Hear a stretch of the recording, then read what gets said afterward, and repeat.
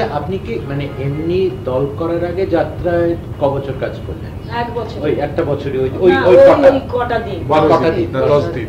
10 দিন। তার আগে আমি যাত্রা করিনি। আগেও করেননি, তারপরে সোজা দল? আমি থিয়েটার করেছি, তারপরেই দল করতেন?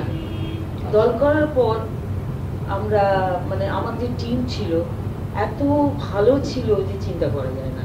অরুণ দাশগুপ্ত ছিল, দীনেশ নন্দী আমার ম্যানেজার ছিল, তারপরে মোহন, নমিতা, এরা সব মিতা চ্যাটার্জি।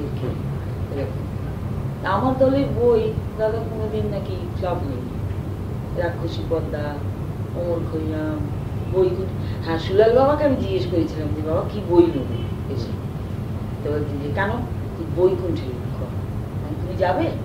এই সিনেমা আর্টিস্ট কিন্তু আমার দলে প্রথমে গিয়ে, তার আগে নট্য নিয়েছিল শুনেছি, আমি জানি না। নীতিশকে নিয়েছিল, নীতিশ বাবু করেছেন, নীতিশদা ছিল, কমলদা বোধহয় তারপরে কিছু, কমলদা অনেক পরে, কমলদা অনেক পরে, সে অনেক পরে, সে আমার ঘাড়ি চড়তে চেয়েছিল। আমি কাটিয়ে দিলাম, মহেন্দ্রবাবু এলো আর ওই নটে গেল। তা বলে যে না তুই বিপিনদা, বিপিনদা আমাদের চন্দননগরের ছোট থেকে, ওনার শ্বশুর মানে শ্বশুর বিপিনদা, ওনাকে নিলাম। বই হলো বৈকুণ্ঠের বই। বৈকুণ্ঠের বই নিতে অসিদ্ধা চিতপুরে সকলে হেসেছিল। সোশ্যাল বই হবে চিতপুরে? তখনও তো বোধহয় পৌরাণিক আর ঐতিহাসিক যাত্রাটাই বেশি। আর পঞ্চানন মিত্রের সুরকার, তাই বললো দাদা চলো তুমি সুরকার হিসেবে কাজ করো।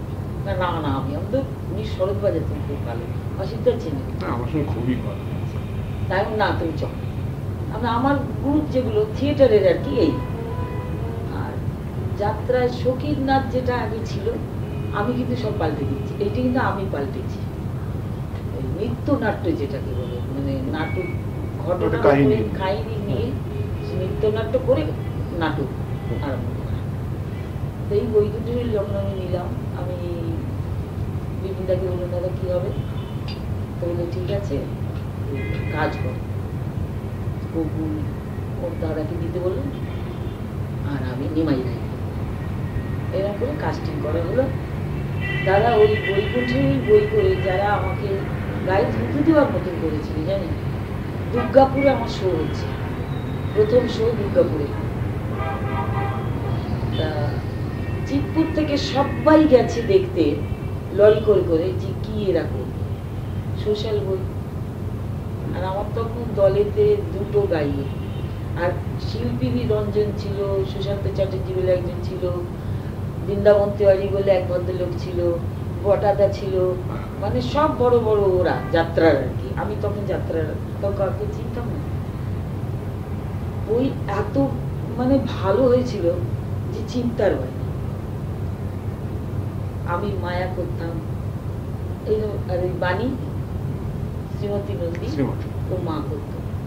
বদমিলে সত্যি ভালো অভিনয় করতাম, আমার মুখখানা ওরা এত ভালো লাগতো, সত্যি ভালো অভিনয় করতো। তো সেই বই দেখে সে আবার কাটিতে করে মানে শিখু দেওয়ার মতন করবার উপক্রম করে যারা গিয়েছিলেন তারা নিজেরাই লজ্জিত হয়ে ফিরে এসে এই চিতপুরেতে সে সোশ্যাল বই হয় এই শুরু। তার আগে চিতপুরে কিন্তু সোশ্যাল বই হতো না। আচ্ছা, আপনি এই যে দল করলেন, দলের তো মানে টাকা কড়ি বা ইত্যাদি এটা করতে গেলে মানে আমার তো কিছু সঞ্চয় ছিল, আর বরানগর আমার বাড়ি ছিল, মানে জীবের মাথায় মানুষ যা করে। 59 নম্বর কালীনাথ ছিলেন, বাড়ি কি হয়ে গেলাম রাগে পড়ে। সে রাগটা হলো কেন, দলটাও ঠিক করতুম না অসিদ্ধা। ওই নবযুগের এক ম্যানেজার ছিল, একদিন গাড়ি ভাড়া নিয়ে কি হয়েছে 5 টাকা কম দিয়েছিল আমাকে ট্যাক্সি ভাড়া। তো আমি জানি না, আমি চেয়ে পাঠিয়েছিলাম। তোমার দাদা এসে বলছে হ্যাঁ ও টাকা দিয়ে দিয়েছে, তুমি কেন টাকা চাইবে? আমায় কখন টাকা দিল, আমায় তো দেয়নি। আমি ডেকে নিয়ে এসে তোমাদের ম্যানেজারকে আসতে, সে বলে যে না ওটা এমনি বলেছি। মাথা গরম হয়ে গেছে, তুমি আমায় চিৎপুরে পেয়েছো মেয়ে যে দিয়েছি বলে বললে, আমি নিজে দল করে দেখাবো। এই মাথায় আমার ভূত চাপলো আর আমি দল করলাম। জানেন দল করে তো নাস্তা নামো। যাই হোক, তবু আমি দল করে একটা জিনিস পেয়েছি যে আমি জানতাম না যে যাত্রার দর্শক অসিতা এত কাছে, এত সামনে, ভালো মন্দ সবটাই আপনার সামনাসামনি পাওয়া যায়, সবটা। আপনি ভালো করলে তারা মাথায় তুলে নাচবে, আবার খারাপ করলে আপনাকে গালাগালি দেবে, এটাও। আমাকে একজন বললে হ্যাঁ যাত্রাতে থিয়েটার তফাৎ। আমি দেখো ভাই, আমার বোধগম্য যেটা হয় অভিনয়, তার ভেতরে যাত্রা, থিয়েটার, সিনেমা আমি তফাৎ বুঝি না। ক্যামেরায় বলতে গেলে হয়তো সেই ঢঙে আমায় বলতে হবে, কিন্তু সেটাও অভিনয়। থিয়েটারে করতে গেলে আমায় সেই অ্যাঙ্গেলে করতে হবে, সেটাও অভিনয়। যাত্রায় করতে গেলে একটু লাউড করতে হবে, কারণ তখন মাইক ছিল। কিন্তু এখন যাত্রায় তো অনেক সুবিধা অসুবিধা, বলুন। স্টেজে তো পরিশ্রম বেশি লাগে। স্টেজে এখন আমাদের সত্যি পরিশ্রম বেশি লাগে, যাত্রায় লাগে না। 9টা 10টা মাইক, বলুন তো কেন লাগবে? এখন তো যাত্রায় কোনো খাটনিই নেই। কিন্তু আমরা যখন করেছি ডে লাইটে অভিনয় হতো, 30,000 লোক খালি গলায় গান গেয়ে অভিনয় করে শোনাতে হতো। গ্রিন রুম থেকে গান গাইতাম। আমার লক্ষণ ভজন বই ছিল, আমার একটা গান ছিল বেশ মনে পড়ে, তবে সবটা বলতে পারবো কিনা আমি জানি না, খানিকটা বলতে পারবো। তোমার রাক্ষসী পদ্মার ওই গানটা আমার বেশ এখনো কানে বাজে, ওই পদ্মার ঢেউ রে, পদ্মার ঢেউ। ওরে বাবা। আচ্ছা, ডে লাইটে অভিনয়, ডে লাইট মিন্স হ্যাচাক না, হ্যাচাকেরই মতন, ওই হ্যাচাকটা বসানো, হ্যাঁ। ওটা ওপরেতে এইরকম সেই যেটাকে আমরা বলতাম ঝাল লন্ঠন টাইপের আর কি, ওইটি কিন্তু একটু বড়, ওই ওপরে এরকম ঝুলিয়ে দিত, 4টে 5টা মাঝে মাঝে এসব পাম্প করে দিত। কিন্তু লাইট, সেই লাইটের চিন্তা করতে পারবেন না যে কি দেবে এই লাইট, এত লাইট ছিল। তার ভেতরেই তো হাসি, কান্না, দুঃখ, ঝড় জল সবই দেখাতে হতো, অভিনয়ের মাধ্যমেই সেটা দেখাতে। হ্যাঁ, রাক্ষসী পদ্মায় আমার বই খুবই।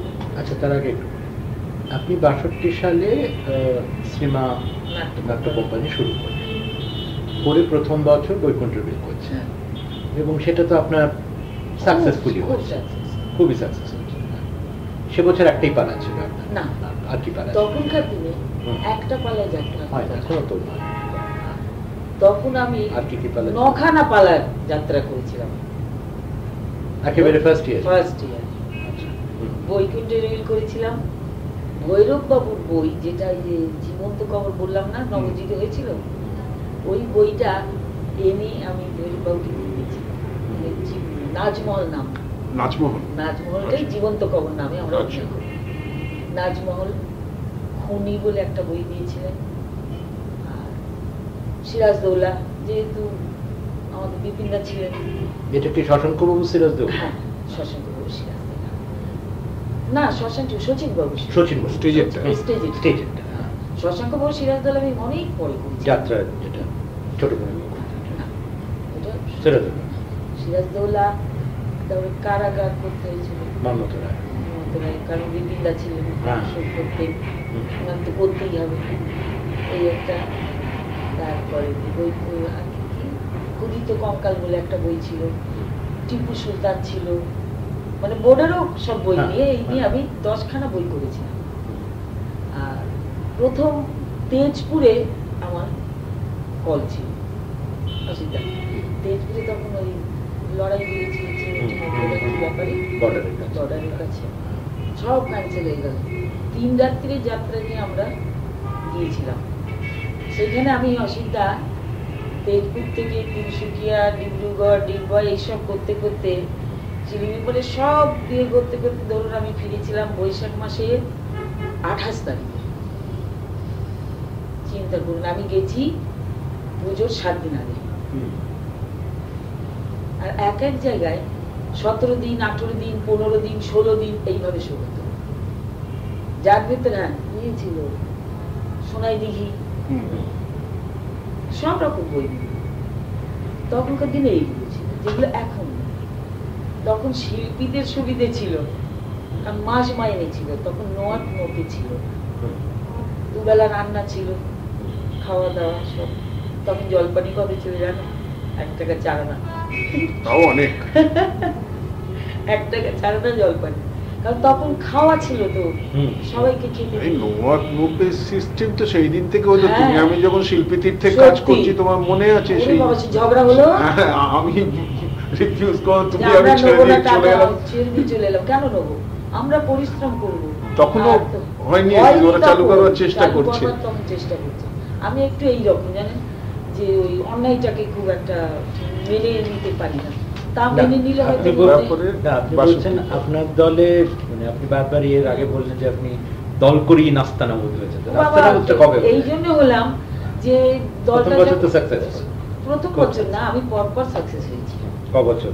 ধরুন আমি 14 বছর দল চালিয়েছিলাম, তার ভেতরে 10 বছর আমি সাকসেস হয়েছিলাম, কিন্তু কোনো লাভ ছিল না।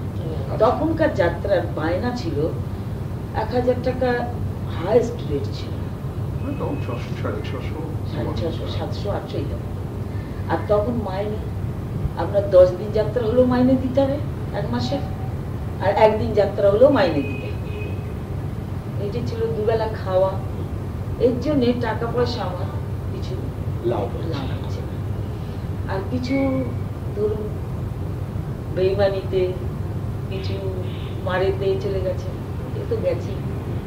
কারণ সৎ লোক আমি কমই পেয়েছিলাম। তবে দীনেশ নন্দীর নামে আমি একটি বলবো যে সত্যি একটা সৎ লোক পেয়েছিলাম। ওই যে ম্যানেজার ছিল, তা আমার নিজের লোক এত ভালো ব্যবহার আমার সঙ্গে করেনি, দীনেশ করেছে। এটা আমি মিথ্যে কথা বলবো না কারণ। তারপরে লাস্টে হলো কি যে সব মাঠটা খেয়ে খুবই নটক, মানে মাখনবাবু দল আমার ভেঙে গেল। বিপিনদা চলে গেল, অরুণদাকে সব ছাড়িয়ে নিয়ে নিল। আস্তে আস্তে আস্তে লাস্টের দিকে দেখলাম যখন হচ্ছে না, জওহরদাকে নিলেন। জওহরদা আমার দলে ছিল, উনি 3 বছর কাজ করেছেন। একটা করেছিলাম বিবি মর্জিনা, ওই আলিবাবাটা। জওহরদা মানে আমাদের যাত্রার জওহরদা না, সিনেমার জওহরদা। যাত্রার গান, সিনেমার জওহরদা। তপন ভট্টাচার্য ওকে নিয়ে এলো, সুবর্ণ গোলক বই বললাম, ও এলো আমার কাছে।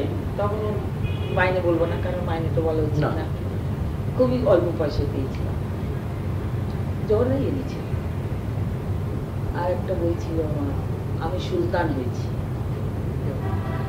লাস্টে দীপক দাকে নিলাম আবার, বিবি মর্জিনা। খুব নাম হলো, খুব যশ হলো, খুব বায়না। দীপক দার তখন কি ক্যান্সার, অসুস্থ করে যখন 1 মাস পরে মারা গেল, ওইখান থেকে আমার ভাবতে শুরু করলাম। মানে আমরা যে বছর ওই দিয়ে বললাম তার পরের বছরটা, পরের বছরটা আমার খেয়াল আছে। তখন 1799 উৎপলদার কাছ থেকে বই নিয়ে উনি আমাকে যা সাহায্য করেছিলেন, অসিত দা শেখানোর, মানে আমি বলছি না, আমি যাদের পাশে এসেছি হয়তো আমার যোগ্যতা ছিল না, কিন্তু ওদের স্নেহ ভালোবাসায় আমি ওনাদের পায়ের কাছে আসতে পেরেছি। কারণ আমার কি সাধ্য আছে যে উৎপলদার নাটক আমি নেব, বা উনি এই সময়টায় অসিতটা আসবেন।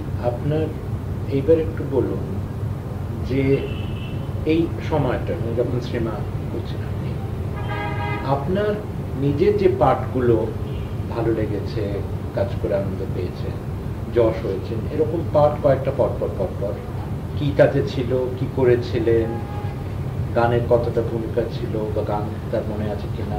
গান আমার সব মনে নেই, একটা গান আমি ওই গাইতে পারবো। অমর খৈয়ামিতে আমি সাকি করতাম, আমি হিরোইনই করতাম। কারণ তখন তো নাচ গান অভিনয় হিরোইন বোধহয় মার্কেটে জানি না, বোধহয় কমই ছিল না। রচিতা জোসনারি ছাড়া কি না, তা ও নাচতে তো পারতো না। জোসনারি তো পাভানার পর তো নাচটা নাচ গান অভিনয় বলতে আমি ছিলাম, যার জন্য সব বইতেই ওই নাচ গান অভিনয় 3টি আমাকে করতো। যেমন নাচবো বলে আমি ইরাবতী করতাম, বৈকুণ্ঠ রেলে মায়া করতাম, তো গানের রোল ছিলই। রাক্ষসী পর্দায় একটা রোল ছিল, ডালিয়া, কিন্তু রোলটা ভেঙে নাম ছিল একটা কি নাম ছিল, আরো একটা যাতে জলে ডুবে যায়, পদ্মাতে জলেতে ডুবে যায়। রাক্ষসী পর্দায় যে ক্যারেক্টার, পদ্মায় স্বামী স্ত্রী দুজনে যায়, সেই ঢেউতে নৌকো উল্টে যায়, স্ত্রী একটা পাড়ে ওঠে আর স্বামী একটা, এই মেয়েটির স্মৃতি নষ্ট হয়ে যায়। ইসমাইল চিস্তি বলে একজন ওখানে আসে, যে রাজত্ব করার জন্য, ওকে তুলে নিয়ে স্পাই করে। কিন্তু কিন্তু মেয়ে যে একটা গান শুনলে ওই নদীর ধারে ছুটে ছুটে যেত।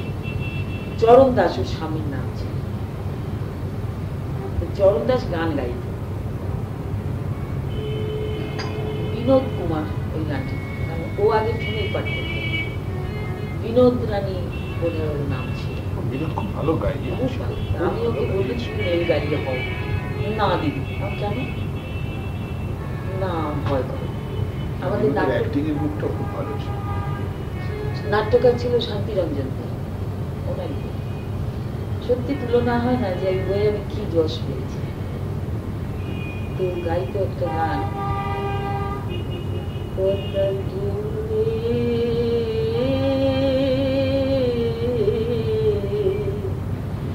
পদ্মার ঢেউরে আমি কুল হারালাম তোরি বুকে, কুল হারালাম তোরি বুকে, নাও ভাসাইয়া নাও ভাসাইয়া পদ্মার ঢেউরে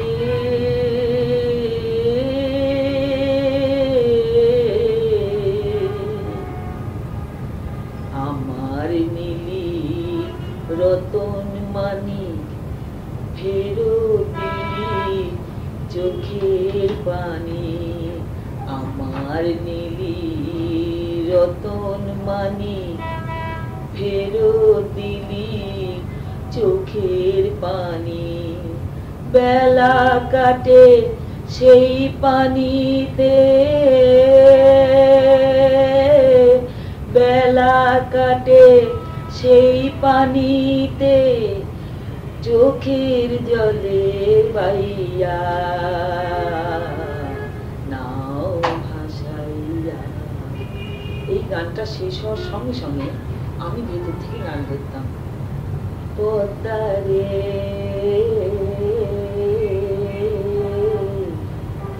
পদ্মারে তুই রাক্ষসী সর্বনাশী, তুই রাক্ষসী সর্বনাশী, আমি তোরে ভালোবাসি বাসি ভালোবাসি, পদ্মারে পদ্মারে।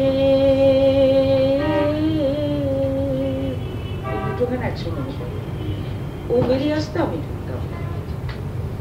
এই করে এই বইটাতে খুব যশ হয়েছিল, আর বিজনেস আমি খুব ভালো করেছিলাম।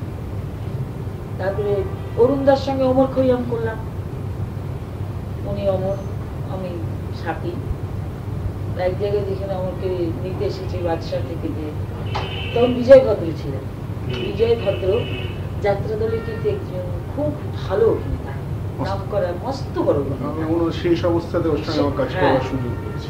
যেমন ধরুন এনাদের সব নাম শুনি না, মাস্টারমশাই, মাস্টারমশাই, টাস্টারমশাই, এই টাইপের ছোটখাটো হাইট আর ওইরকম বাজ আর আওয়াজ কণ্ঠ আর উচ্চারণ, আরে বাপ রে, মানে ওই মেন্টাদার কথা আগের দিন বলছিলাম, সেই রকম ধরনের মানে চিন্তা করা যায় না যে অত বড় অভিনেতা অত কিছু পেলেন না, এই যাত্রা জগতে কিচ্ছু পেলেন না। উনি লাস্ট স্টেজে আমরাই চাঁদা করে মানে ওনার এইরকম একটা অবস্থায় উনি করতেন। আমার বাবা মানে সরাইখানার মালিক, আমি করতাম সাকি, আর অরুণদা করতো ওমর। এক জায়গায় আমাকে নিতে এসেছে, তো বলছে যে সাকি ছেড়ে দাও, ও চলে যাক, সবাই কাছ থেকে বিদায় নিয়ে চলে যাচ্ছে, যখন এর কাছে এসেছে, এসে বলছে যে তুমি আমাকে বিদায় দাও।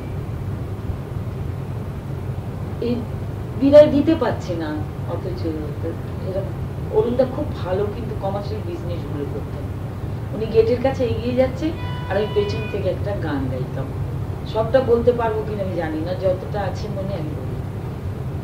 দূরের পথে ও মুসাফির, যেতে যদি চাও, বিদায় নিও সবার কাছে, আমার কাছে নয়,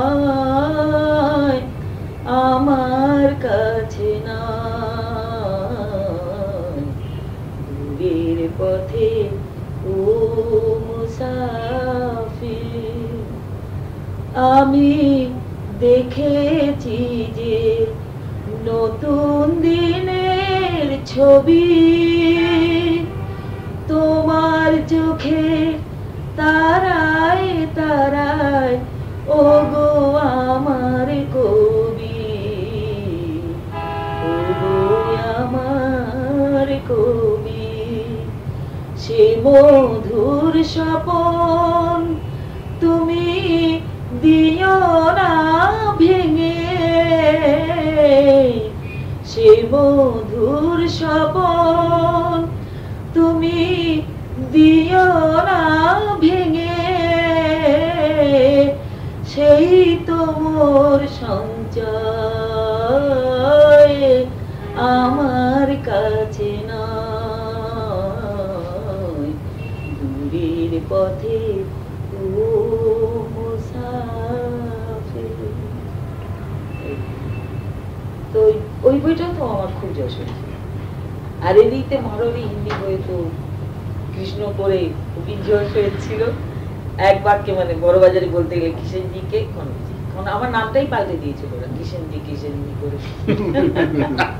আমি খুব হাসতাম। না সেদিন মনে আছে যখন কনকদীপ কথা উঠলো বলতেই আমাদের প্রতিবাদী বললেন না না কিষেন,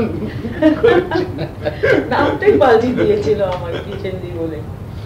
বলে নানি ভাই কি মায়ের একটা ব্রেক, এখানে একটা ব্রেক।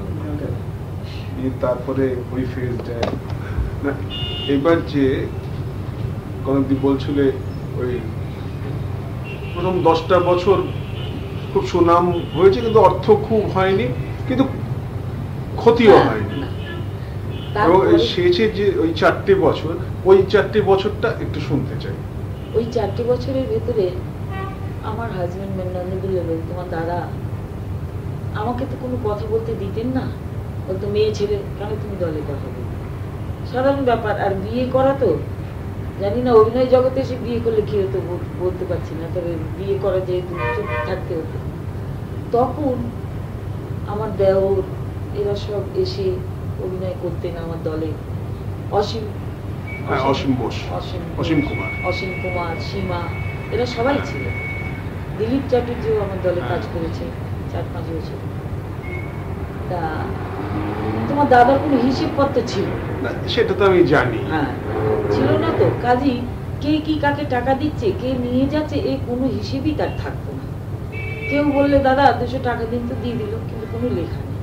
এইভাবেই আস্তে আস্তে আস্তে আস্তে কিছু অসৎ সঙ্গে উনি পড়লেন, সেটা আর বলে তো লাভ নেই।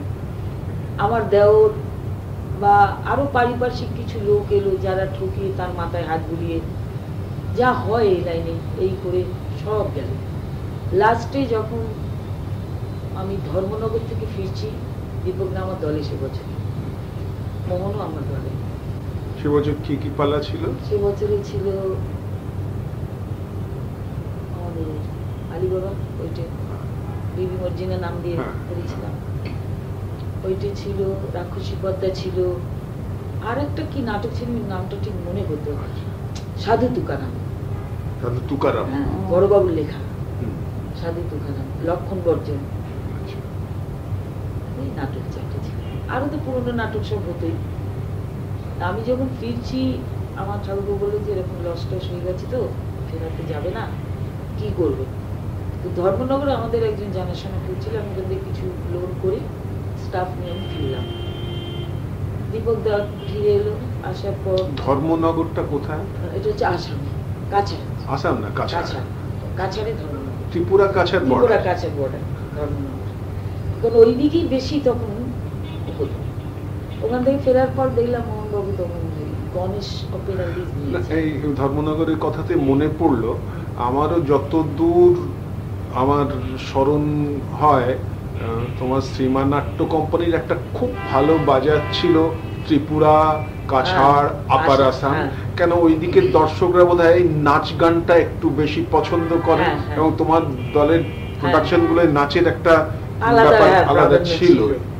সত্যি ছিল, কারণ নাচের জন্য আমি কতগুলো গ্রুপ মেয়ে নিতাম যারা চাইনিজ মেয়ে ছিল সব, কতগুলো বাঙালিও ছিল, চাইনিজ মেয়েরাও ছিল। তো তারা নাচতো, যেমন কেনেট আমার দলে নাচ দিত, ওকেও আমি নিয়ে এসেছি যাত্রায়, ও আমার দলে কাজ করেছে, ফিল্মে কাজ করতো, ও আমার দলে কাজ করেছে। এইসব মিলিয়ে টিলিয়ে করতাম আর কি, যাতে আর কি ওখানে কারণ ওখানে নাচ গানটা একটু ওই মিলিটারি এরিয়া ফেরিয়া তো ছিল সব না, তাছাড়া একটু ট্রাইবাল এরিয়া বলে ওখানে একটু হুল্লোড়ের ব্যাপারটা বেশি, আমিও পরবর্তীকালে যাত্রা করতে গিয়ে দেখেছি ওরা একটু বেশি ভালোবাসে। ওই মেয়েরা সব করতো খুব ভালো। যখন ফিরে এলে তারপর ফিরে আসার পর দেখি মোহনবাবু তখন দল করেছে, ওই গণেশ অপেরা লিজ নিয়েছে, তখনও কিন্তু আমার দল চলছে। গণেশ অপেরা লিজ নেবার পর ও 2 বছর পরে গণেশ অপেরা করলো, বিনোদকে নিয়ে নিল, বিনোদ চলে এলো, তারপরে পঞ্চানন্দা চলে গেল, সবাই ভেঙে গেল, আস্তে আস্তে দলটা ভাঙতে শুরু। চন্দনকে ম্যানেজার করে ঢুকলো। আমি তখন বললাম যে তুমি দল বন্ধ করে দাও, কিন্তু ওর দাদার খুব জিদ, কারণ কারোর কাছে মাথা সে নোয়াতো না।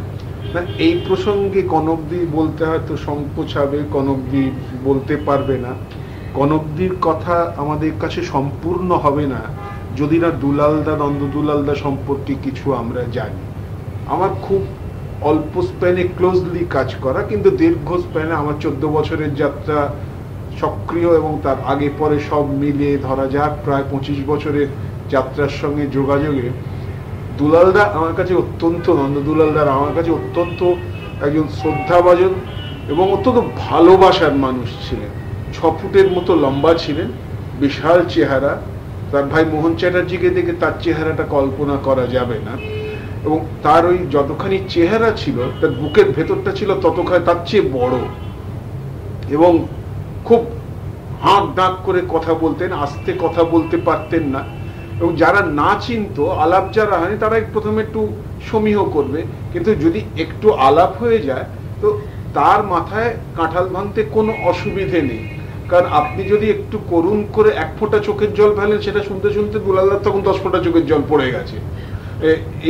এই মানুষটা আমি দেখেছি, আমি একে মালিক হিসেবেও কাজ করতে গেছি যখন কনকদিরা দল করছেন, যাদের আমি তার কাছে হাত জোড় করে থাকতে দেখেছি, সেই রকম লোকদের কাছে পরবর্তীকালে যাত্রা করতে এসে তখন তারা বড় হয়েছে, কিন্তু তাকে এক ধরনের অসম্মানও করতে পারছে না, কিন্তু তার যে জায়গাটা সেই জায়গাটাও তারা দেয়নি। কিন্তু এই যে তাদের তাচ্ছিল্যর মধ্যেও কোনো দীনতা মনে না মেখে যে খুব খুব বিনম্র হয়ে শ্রদ্ধা সহকারে এবং খুব আমি বলবো রয়্যালি সেটাকে অ্যাকসেপ্ট করা, এরম মানুষ আমি যাত্রাতে, কিন্তু যাত্রাখানে আমি শো ওয়ার্ল্ডে কতদিন দেখেছি আমি 1 আঙুলে গুনে বলতে পারি। সত্যি ওনাকে সকলেই বলতো শিব ঠাকুর, আমায় বলতো তুই বজ্জাত, ঝগড়া করিস, উনি শিব ঠাকুর। আমার জীবনের সবকিছুই তো হয়েছিল, কাজে ওনাকে ছাড়া আমার জীবন নয়। এবং আরেকটা জিনিস ভাবুন, ওই ফ্যামিলিটা কনকদির কাছেই শুনেছেন যে ওদের ওই নেগোশিয়েটেড ম্যারেজই প্রায় হয়েছে, এবং ওদের দেশ হচ্ছে বসিরহাটে, বসিরহাটের বাড়িতেই আছে, শ্বশুর শাশুড়ি সেখানেই থাকতেন, ওরা ছুটি হলে ওখানে গিয়েই থাকতেন।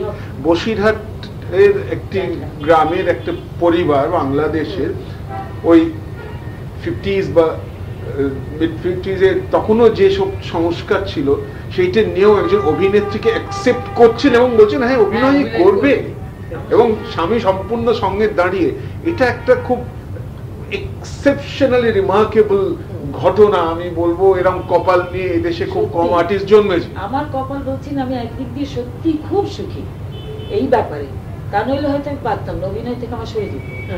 কিন্তু আমার শ্বশুর, আমার দেওর, আমার স্বামী, আমার ননদ, আমার একটি ননদ মানে আমার হাজবেন্ডের বড় বোন একটা বেঁচে আছে, উনি কোমর বেঁধে লড়ে দিয়েছিলেন মায়ের সঙ্গে যে না উনি করবে, তবে আমি করতে পেরেছি। যাই হোক, তারপরে তো ফিরলে ধর্মনগর থেকে ও মোহন দল করে দিয়েছে 2 বছর। আমি ওকে বারণ করলাম যে তুমি দল আর করো না, ছেড়ে দাও। বললেন না, আমি দল না করলে হয়, আমার আন্ডারে যারা কাজ করছে তারা কি করবে। এরকম করে আরো 2 বছর সেই ধার দেনা। অসিদ্ধা আমার মনে হয় তখনকার দিনে 7-8 লাখ টাকা তো প্রচুর টাকা। সেই সময়কার অবস্থাটা আমি মিলনদার কাছে, মিলন দত্তর সঙ্গে তো আমার বরাবরই মিলন তো যোগাযোগ, আমি কিন্তু এই যাত্রায় সবই ম্যানেজার করে শুনেছি। নিয়ে গেলাম, যে মিলন আমায় নিয়ে এসেছিল মিনার্ভা বোর্ডে। এই মিলন দত্ত যার কথা বলছেন, ইনি মিনার্ভাতে বহুকাল ধরে ছিলেন এবং বহুকাল, দাদা। বাংলার লেজেন্ড অ্যাক্টর স্টেজের যারা দুর্গাদাস বাবু, ওরে বাবা। অহিন বাবু, নরেশ বাবু, এদের অত্যন্ত প্রিয় জন ছিলেন এবং তাদের সবচেয়ে ফেভারিট প্রম্পটারও ছিলেন। এবং আমরা যখন এলটিজি মিনার্ভা থিয়েটারে রয়েছে, আমাদেরও স্টেজ ম্যানেজার কিন্তু মিলন দত্ত।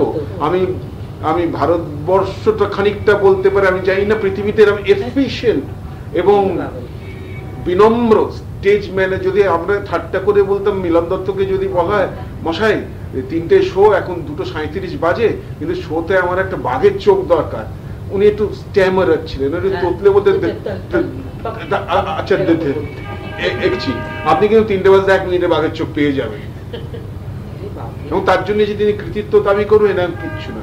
এরকম একটা মানুষ ছিলেন, কিচ্ছু না, সত্যি খুব ভালো মানুষ। ও ম্যানেজার হয়ে আছে, ও এসে বাজে বাজে বলতে, কোনো আমি মিলনদা বলতাম, কোনো দেখ দেখ অত বড় দল করলো, তুই কি? আমি দাদা আমি কি করবো, আমার কিচ্ছু করার নেই, আমার ওপরওয়ালা যদি কিছু না করেন আমি কিচ্ছু করবো। এই বলে বলে তো লস খেয়ে লাস্টে আমি দেখলাম শেষ পর্যায়ে পৌঁছে গেছি সীতা। তখন আমার বাচ্চা সব ছেলেরা, তাদের মানুষ করতে হবে বোর্ডিংয়ে রেখে, আমার নিজে কেউ এখানে ছিল না, কারণ অনেক ছোট বয়সে আমি সব হারিয়ে ফেলেছি, মা বাবা ভাই বোন। আমার এক দাদা ছিল, তাও বছর 10 আগে মারা গেছে, আর কেউ নেই আমার। সেই জন্যে আমাকে তো যেতে গেলে অপরের উপর ভরসা করেই যেতে হতো, বোর্ডিংয়ে রেখে করেছি। আমার 3 ছেলে মেয়ে, আমার কোনো রকম লেখাপড়া যাই হোক তারা করেছে। আমি বললাম যে তো আমি লেখাপড়াও করাতে পারবো না, সংসারেও অশান্তি হয়ে যাবে। তখন মন তো এত ছিল না যে একটা ফ্যামিলি মেনটেন করতে পারে, কিন্তু আমাকে করতে হয়েছিল। আমাকে অসুবিধা জানি ব্যাপারটা সবই, যে আমাকেই করতে হয়েছিল সবটাই, ওদের বাড়ি আমার সব। তাতে আমি করছি না, বলছি না। পরবর্তীকালে যে আমার যখন হলো, আমাকে কিন্তু কেউ সাহায্য করে, আমি কারোর কাছ থেকে কোনো সাহায্য পাইনি। যাই হোক, আমি তখন মোহনকে বললাম যে মধু বড়াল তখন ওর দলে মোহন অপেরা করলো 2 বছর গণেশ করার পর, 3য় বছর মোহন অপেরা, মধু দপ্তর থেকে ম্যানেজার, মধু বড়াল ম্যানেজার। আমি বললাম ঠাকুর আমি কাজ না করলে তো হবে না, তুমি আমাকে নাও। বলে দাদা কিছু বলবে, আমি দাদা যদি বলে তুমি ম্যানেজ করবে ভাই, আমি তো জানি না, কারণ আমাকে কাজ করতে হবে। আর আমি তার মুখের সামনে বলতে পারবো না যে আমি আমার দলে করবো না, আমি অন্য দলে যাব, অন্য দলে যেতে দেবে না। মা তখন বেঁচে, অন্য দলে যেতে দেবে না, বাবা মা সবই তো বেঁচে, তখন শ্বশুর শাশুড়ি আমার বেঁচে, তুমি আমার। তখন মধু বড়াল বললে ঠিক আছে আমি নেবো, আসুন। আমার মাইনে কত দিয়ে চলে জানো? 1400 টাকা। তখন আমি হেভি টাকা মাইনে ছিলাম, তবু আমার চলতে হবে সংসার। এই করে ওখানে কাজ করলাম 1 বছর, করার পর সেটা বলতে ইংরেজি 74 সাল টাল হবে, 73-74, 73-74 পরেই হতে পারে। কারণ তারপরেই আমি চলে এলাম ইয়েতে, হ্যাঁ 72-73 হবে, কারণ 2 বছর পরে চন্দন চলে এলো নিজের দল করে, মোহন তখন মোহন অপেরা করলো, 74 সালই হবে। চলে এলো তপবনে, তপবনে দুলাল চাটুর্যের দলে, ও আমার দলে কাজ করতো। দুলাল, হ্যাঁ, ও আমায় নিয়ে এলো যে বৌদি, ও আমাদের একজন দূর সম্পর্কের, ও নিয়ে সে এসে, তোমার দাদা তো খুব ঝগড়া মোহনের সঙ্গে, কেন নিয়েছো? আমি দলে, সে পাবলিসিটি দিয়েছে, এখন আমি করবো না, এই নিয়ে তো অশান্তি বাঁধলো বাড়িতে খুব। ওই বছরই বাবা মারা যায়, আমার শ্বশুর মারা যায়। তারপরে তো দল বন্ধ করে কাজ করবো না, কিছু করবো না, আমি হ্যান ত্যান বাংলাদেশে চলে যাবো, করবো কথা শুনে, যা বলে সংসারের মানুষ বললো। আমি বোঝালাম যে দেখো ছেলেদের মানুষ করতে হবে, তুমি এরকম করো। মধু বড়াল বললে দাদা এখানে আসো, ও যাবে না, ও তো ওর একটু ছিল তো এইরকম, নিচু হবে না, যাবে না। তখন মোম এসে বলে যে তোমার নিচে হওয়ার তো কিছু নেই, তুমিও মালিক আমিও মালিক, নিচে হওয়ার কি আছে, তুমি আমার দাদা, তুমি আমার উপরে থাকবে, তোমার তো নিচে হওয়ার কিছু নেই। বুঝিয়ে অনেক বুঝিয়ে মোহন করে দিলাম। ওখান থেকে আমি চলে এলাম তপবন। এই আমার চাকরি জীবন শুরু। তপবনে কাজ করলাম, ওখান থেকে এলাম। তপবনে কি কি বই হলো? তপবনে হয়েছিল তরুণ সিং বধ আর স্বামী পুত্র সংসার। মনোজ দা ছিল, মনোজ কুমার, আমি প্রবীর চ্যাটার্জি, সুবীর চ্যাটার্জি, প্রবীর না সুবীর চ্যাটার্জি, সুবীর কুমার। ওকেও আমি এই গাইয়ে সুবীর চ্যাটার্জি তো আরো অনেক পরে।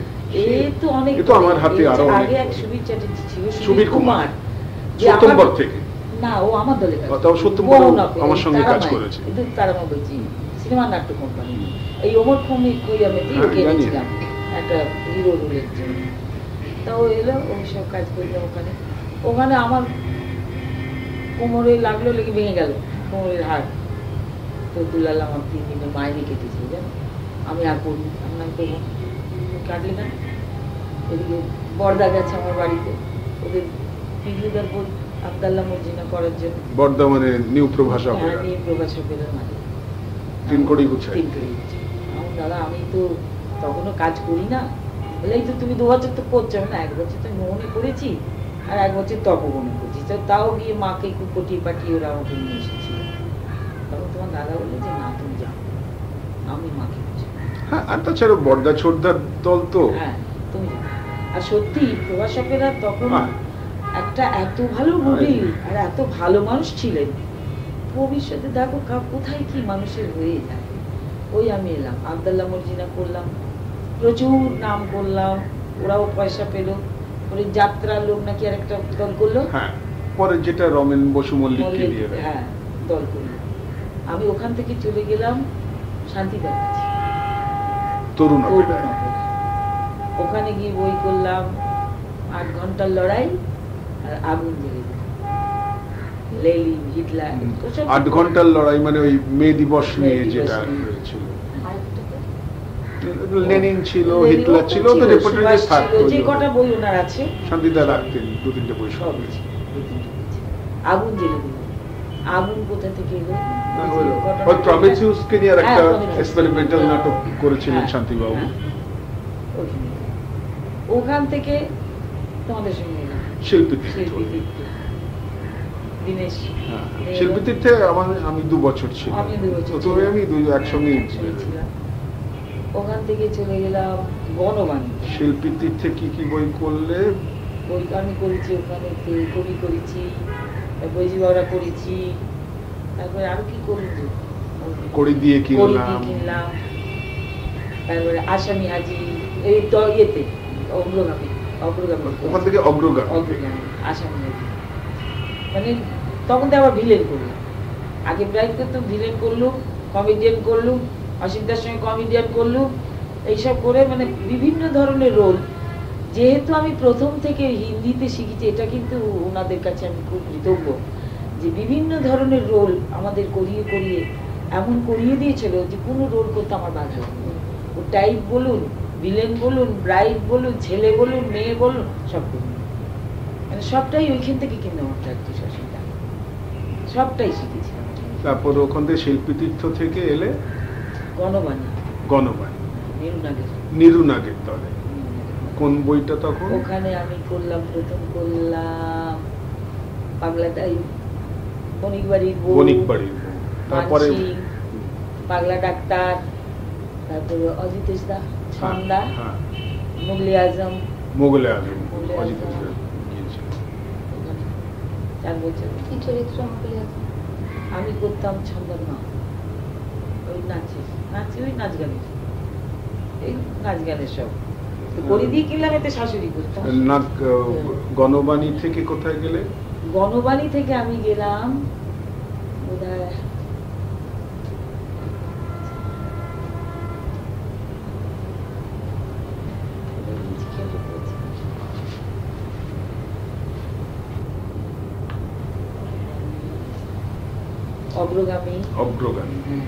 অগ্রগামী থেকে গেলাম আমি ওই দিকের দলে। কোথায় গেলাম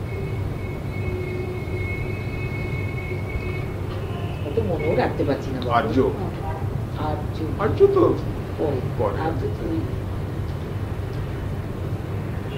না গো, অগ্রগামীর পর আবার গণবাণীতে এসেছিলাম। অগ্রগামীতে আবার গণবাণীতে গণবাণী থেকে কোন একটা দলে গেলাম, খেয়াল করতে পারছি না। মুক্তধারা মুক্ত লোক নাকি, ওতেই এক দুলু পান্ডে। দুলু পান্ডের কাছে সুগেন্দা। আচ্ছা আচ্ছা। না, তার আগে গিয়েছিলাম লোকরঞ্জন। লোকরঞ্জন। লোকরঞ্জন থেকে তখন তো গেছি এসে মুক্ত লোক।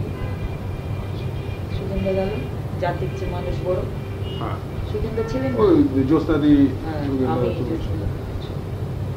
ওইখান থেকে আবার গণবাণী, আবার গণবাণী, এই গোড়ার গণবাণী। গোড়া গণবাণী। গোড়ার গণবাণী, এখন গোড়া গণবাণী। হ্যাঁ, নিউ গণবাণী। নিউ গণবাণী। ওখান থেকে পোষালো না, ওরা আমাকে দিয়েছিল আর যে সাইকেল, আমি করবো না, পালিয়ে গেছি। ওখান থেকে গেলুম লক্ষ্মীনারায়ণ। এত বেশি এত মাইক হয়ে গেছে যে শিল্পীদের জোরে বল না বললেও কিছু যায় আসে না, কিন্তু আমরা এত ভুগি অসুবিধা যে মাইক আছে যেহেতু ছুটে গিয়ে সেখানে বলতাম। তো কোথাও থেকে তাতেও কিন্তু খানিকটা অভিনয়ের খামতি। হ্যাঁ, সেই বলছে খানিকটা অভিনয়ের খামতি। লাইভ পারফরমেন্সের যে মজাটা, এটা আজকাল অনেক কমার্শিয়াল স্টেজেও দেখতে গিয়ে দেখবেন, কমার্শিয়াল স্টেজেও এবং গ্রুপ থিয়েটারেও অনেক মাইক্রোফোন ব্যবহার, যে লাইভ পারফরমেন্সের এই যে ন্যাচারাল ভয়েসটার মজা, এইটি তো ভীষণ ছিল না। এখানেও সেই মেটালিক সাউন্ডটা আমার কাছে খুব ইরিটেটিং হয়ে ওঠে। তখন তো চারদিক খোলা ছিল যখন আপনারা শুরু করেন। না না, চারদিক খোলা মানে এখন যা হয় তখনও তাই হতো, তখনও তাই হতো। চারদিকে এই যে চট দিয়ে ঘেরা, আসরটা মাঝখানে। আচ্ছা, আসরটা মাঝখানে। আপনারা ধরুন একটা দিক থেকে আসছেন, সে দুপাশে দর্শক। হ্যাঁ, দুপাশে কেন, ধরুন আপনি পুরো দর্শক, চারপাশে দর্শক, সেখানে তাদের মাঝখান দিয়ে ওই দুটো প্যাসেজ দড়ি দিয়ে বা মাছ দিয়ে এককালে তো একটা প্যাসেজ ছিল, একটা প্যাসেজই একটা আদিতে ছিল। এবং এই দুটো প্যাসেজে এখন তিনটে প্যাসেজও হচ্ছে। আবার আপার রস্তম এবং যদি তা করে, সত্ত্বেও পেছন এখনো থেকে আসে মানে যাওয়া আমিও বলছে। যখন যাত্রা করি শেষের দিকে এই যখন সিন্ধুকপট্টি কি এরকম পুরোনো কিছু কলকাতা হ্যাঁ আছে, মজার আসর আছে, ট্রেডিশনাল আসর, সেখানে গিয়ে আপনার আসরও নেই, কিচ্ছু নেই, এইরকম সকাল সকাল সব ঘিরে বসে আর আছে, ছোট্ট, ওই আসতে হয়। মানে ধরুন আমি এখানে কনফিউজ করে জামাই মজাটা কিন্তু অনেক বেশি। কিন্তু সেই কোনো জমিদার বাড়িতে মানে আমিও তো মোটামুটি একটা সফিস্টিকেটেড ট্রেনিং মিডিয়া থ্রু দিয়ে গেছি, কিন্তু আমি ওই আসরগুলোতে যাত্রা করে যে মজা এবং আনন্দ পেয়েছি আর ওই বড়বাজারে। হ্যাঁ, এটা একটু কোনো বড় হাওড়া জমিদার বাড়িতে কাজ করছেন, জমিদার বাড়িতে শুধু না, এই হাওড়া বড়বাজারে একটা আসলে, বড়বাজারের ভেতরে হাবড়া হাবড়া কুমড়োপট্টি কুমড়োপট্টি। হ্যাঁ, হাসবেন না, সত্যি খুব ভালো, বিশাল আসর। বিশাল। আর তারা ঘরদায় মেকআপে না দেখলে অবাক হয়ে যাবে। ও এর চাইতে 4-5টা ঘর মিলিয়ে একটা ঘর, পরিষ্কার পরিচ্ছন্ন একবারে, খুব মজা লাগে। খোলার সময় নতুন বাজারে যাত্রা হ্যাঁ। করতাম, ওই নতুন বাজার রাজবাড়িতে। হ্যাঁ, সেই সেই সেই আসরগুলো তো নিশ্চয়ই মাটি গ্রাউন্ড লেভেল। হ্যাঁ, এবং পাশে সিঁড়ি দিয়ে উঠে বোধহয় মহিলারা, বা আমি জানি না ঠিক সেটাই জানি না ওই সেগুলো এগুলো এখন নেই, অনেকদিন। এখন তো অনেক, ধরুন আমরা যেখানে যাত্রা করতে যাই, ছেলেরা পর্দার বাইরে রইলো, মেয়েরা পর্দার ভেতরে। এখন তো এক একটা জায়গাতে 4-5টা করে ঘর তৈরি হয়ে অসুবিধা। এই যে টপ হিরোর, ওটা টপ হিরোইনের, ওটা সেকেন্ড হিরোইনের, ওটা সেকেন্ড হিরোইনের, এইরকম।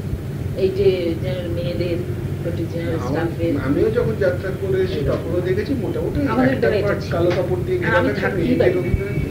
আর মোটামুটি বড় জায়গাতে কথা না ছেলেরা বলে কি লাইন। করে থাকবো বলুন? এখন আবার অনেক সবাই কিউবিকলস তৈরি হয়। আমি সব- এই তাতে top আমাদের hero, ছোট বড় বড় বড় তারা লাগে আমার মনে সবাইকার সামনে হ্যাঁ, মেকআপ আপনার জানি মনের না আনন্দটাই বড় কি কথা। আছে। পাঁচজনের সঙ্গে একসঙ্গে থাকলে আইসোলেশনটা খুব পছন্দ করছে। সেটা বোধহয় ওই স্টারডাম। স্টার বলে কিচ্ছু নেই। 1 নম্বর 2 নম্বর 3। হ্যাঁ নম্বর তা তখনও তো ছিল, তখনও ছিল, লাইন করে বসতো, লাইন করে বসতো সবার সাথে সব। অথবা দুদিকে লাইন হতো, ওই 1, 2, 3, 4 এইভাবে সিট অ্যারেঞ্জমেন্ট হতো সেখানে।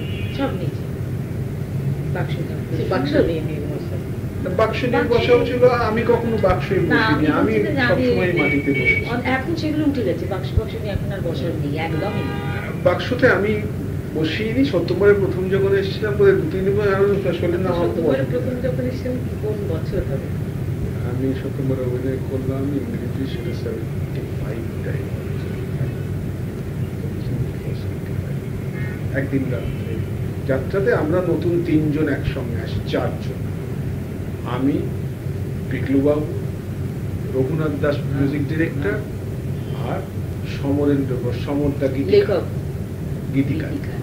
এই 4 জন আমরা একসঙ্গে এক টিমে প্রথম কাজ করি এবং মোটামুটি আমরা 4 জনই সাকসেসফুলি দীর্ঘকাল যাত্রা করেছি। আচ্ছা, এই গানের কথাগুলো যে আর অন্য লোক লেখেন নাকি? যে না, অনেক সময় পালাকারও লেখেন, যেরকম অনেকে উৎপলদা নিজের গান নিজে লিখতেন, আমি আমার গান লিখে গেছি, ভৈরবও কিছু কিছু গান লেখে, আবার অনেকে লিরিসিস্ট দিয়ে লেখা। সুরকার ইবলুদা কি বললেন, যিনি মিউজিক ডিরেক্টর তিনি সুর দেন?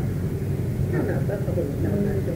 মিউজিক ডাইরেক্টর বলতে ধরুন ভাই মানন্দা, উনি তো সুর দেবেন, সুর দিয়ে আবার ডিরেক্টর করবেন। হ্যাঁ, উনি গানেরও সুর দিলেন, আবার পুরো নাটকটার সুর ঠিক করে না। বাইরে থেকে বড় সুরকার যারা গেছে যাত্রার এইটার সঙ্গে তাদের অভ্যস্ত নেই এবং এই হ্যান্ডগুলোর লিমিটেশনটা তাদের জানা নেই, এই জন্য তারা মানে ব্যাকগ্রাউন্ড তুমি যেটা বলছো এরা সবসময় করেন না। আপনি গানটারই শুরু করেন। আপনারা শিখতেন তাহলে, গান শিখতেন কি যারা সুরকার তাদের কাছে? না, গান তো হয়তো মান্নাদা গাইতে কিন্তু যখন ঘুরে দিলেন কার কার কাছে? মান্নাদার কাছে গিয়েছি, ওদের সাথে তো বোর্ডেই বলছি কৃষ্ণ বাবা ওনার সুরও গান করেন। কৃষ্ণচন্দ্রের একটা গান শোনান, ও হয়ে গেছে অনির্বাণ। হ্যাঁ, বিখ্যাত কবির সমস্ত গান তো অনেক গান করে যাত্রাতে। হ্যাঁ, যাত্রারই তো যাত্রা অনির্বাণ ছিল অনেক সুর করে আছে। না কিছু মনে সেকেন্ড রিভাইভালে হ্যাঁ প্রথমটা তো নির্মলদা ছিল। বোর্ডে কিছু বোর্ডে তো গান তো আছে।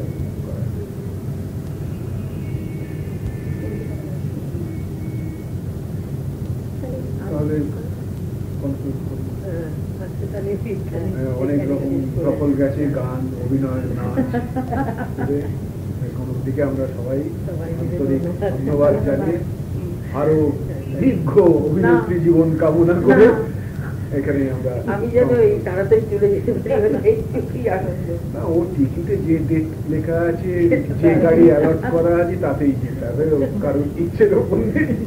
আপনার কারণ চলে যাওয়ার পর আর আমার মাথার ইচ্ছে নেই।